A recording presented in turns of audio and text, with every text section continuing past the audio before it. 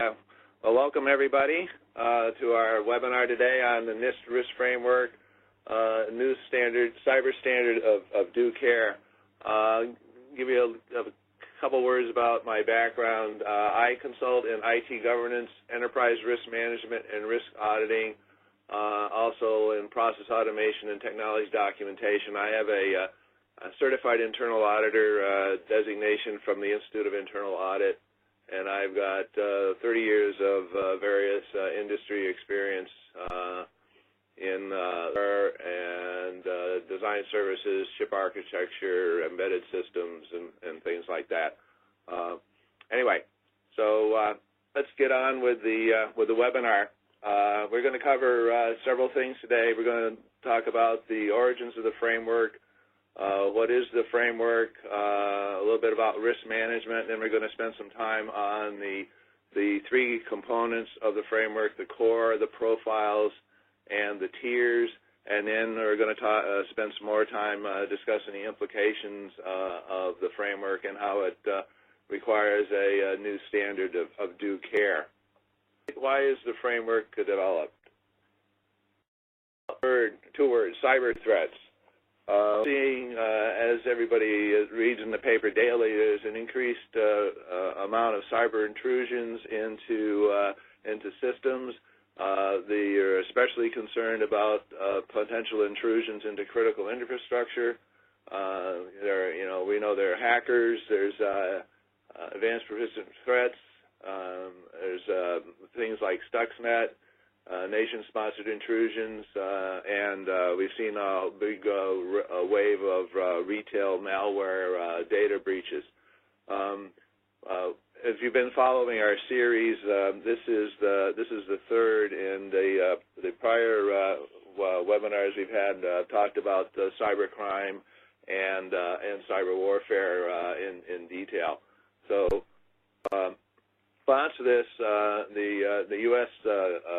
Congress made several attempts at legislation. There was a Data Breach Notification Act in 2011, and then another version in 2012, and there was a Cybersecurity Act in 2012, which went through the House but didn't pass the Senate.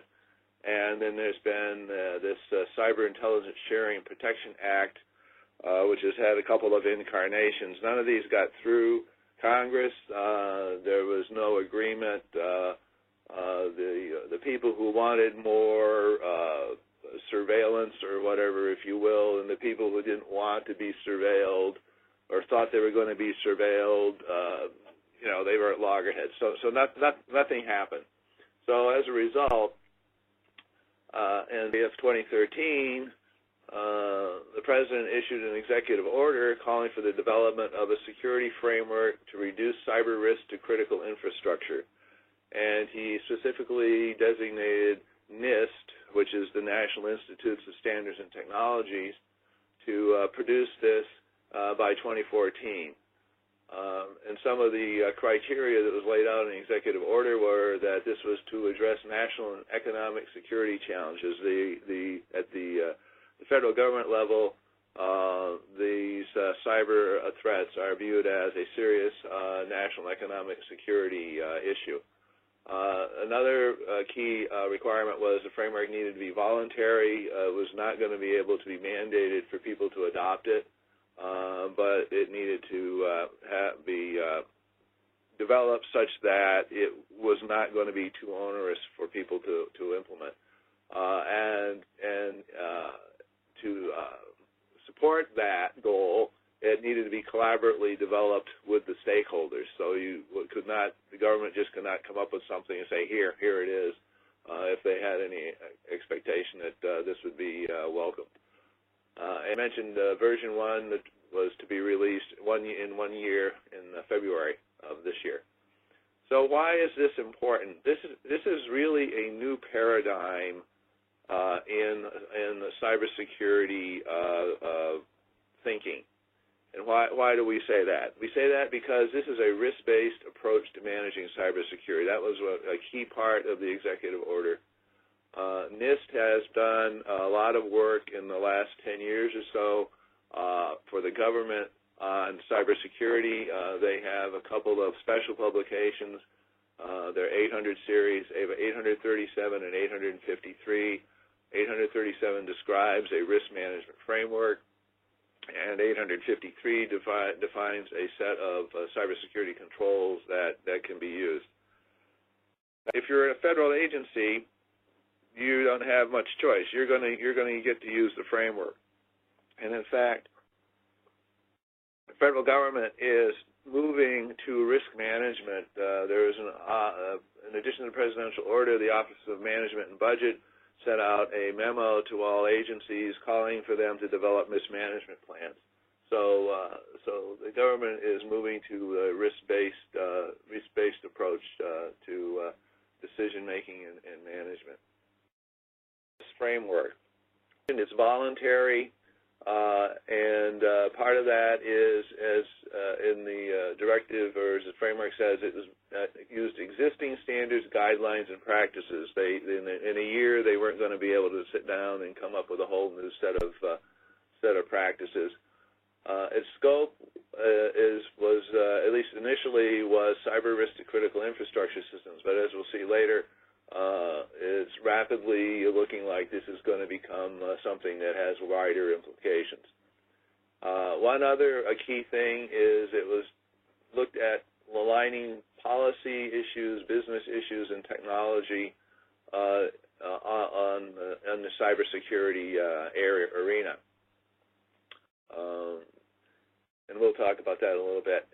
And also, as the requirements from the executive order were, it needed to be performance-based and be cost-effective. Anything that was slow or cumbersome and was expensive was not likely to see voluntary adoption. We talked about the collaboration with stakeholders. NIST held an RFI, and then they did several public workshops where people could come together. There were two-day events, and they could discuss the framework, and they had working groups to work on different areas of it. So there's extensive collaboration. If you are a federal agency contractor or a critical infrastructure owner regulated by the federal government, it is highly likely that you're going to need to become very familiar with the framework. And while version 1 was released in February, it is not the end-all. It is to be reviewed and updated as necessary. In the framework, well, excuse me.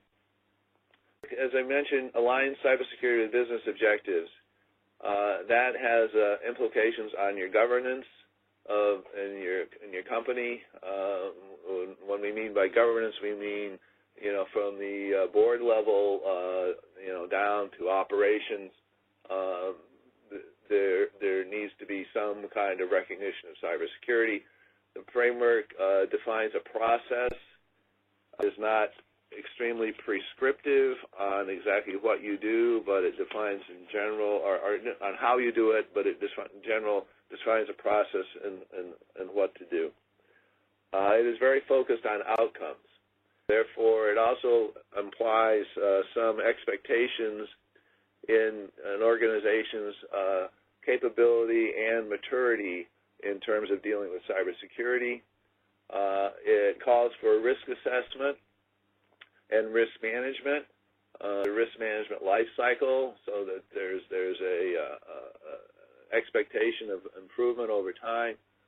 As I mentioned, it needs to be a part of the enterprise level risk program, and if you're in critical infrastructure, it's going to become a requirement. So what is critical infrastructure?